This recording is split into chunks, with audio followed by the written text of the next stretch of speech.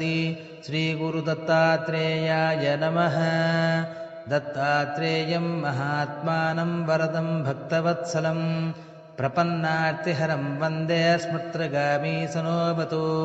दीनबन्धुं कृपासिन्धुं सर्वकारणकारणं सर्वरक्षाकरं वन्दे स्मृत्रगामी सनोऽवतु। शरणागतदीनार्तपरित्राणपरायणं नारायणं विभुं वन्दे स्मृत्रगामी सनोऽवतु। सर्वानर्थहरं देवं सर्वमङ्गलमङ्गलं सर्वक्लेशहरं वन्दे स्मृत्रगामी सनोऽवतु।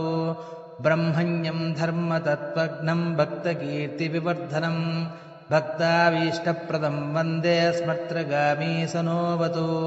शोषणं पापपङ्कस्य दीपनं ज्ञानतेजसः तापप्रशमनं वन्दे स्मृत्रगामी सनोऽवतु।